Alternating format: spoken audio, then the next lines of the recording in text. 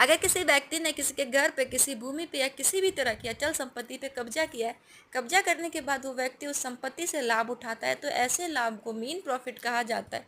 बहुत सारे लोग इस मीन प्रॉफिट को मैसने प्रॉफिट भी कहते हैं, क्योंकि इसे लिखा जाता है MESNE, पर इसे मीन प्रॉफिट कहा जाता है। आइए जानते हैं इसके बारे में।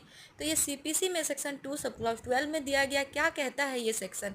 अगर किसी व्यक्ति ने किसी प्रॉपर्टी पे, जो कि अचल संपत्ति है, इमोरल प्रॉपर्टी है, उसको रॉन्गफुल पोजेशन किया है, और रॉन्गफुल पोजेस करने के बाद वो व्यक्ति उस प्रॉपर्टी से लाभ उठा रहा है, या थोड़ा मेहनत करता तो उठा सकता था लाभ, जिसमें इंटरेस्ट को भी इंक्लूड किया जाएगा, तो ऐसे लाभ को मीन प्रॉफिट कहा जाता है।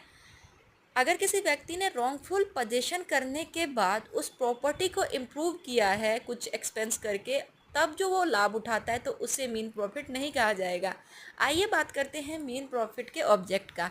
जिस भी व्यक्ति के अगेंस्ट में डिक्री पास किया जाता है मीन प्रॉफिट का, क्यों किया जाता है? हर एक व्यक्ति को अपने प्रॉपर्टी को एंजॉय करने का अधिकार होता है। अगर कोई व्यक्ति उस अधिकार को छीनता है, तो उस व्यक्ति को, जिसको डिप्राइव किया गया है उसके अधिकार से, प्रॉपर्टी को एंजॉय करने का जो अधिकार था उसके पास, उसको कंपनसेट करना पड़ेगा और उसकी प्रॉपर्टी को वापस करना होगा। किसके अगेंस्ट में मीन प्रॉफिट का डिक्री पास किया जाता है?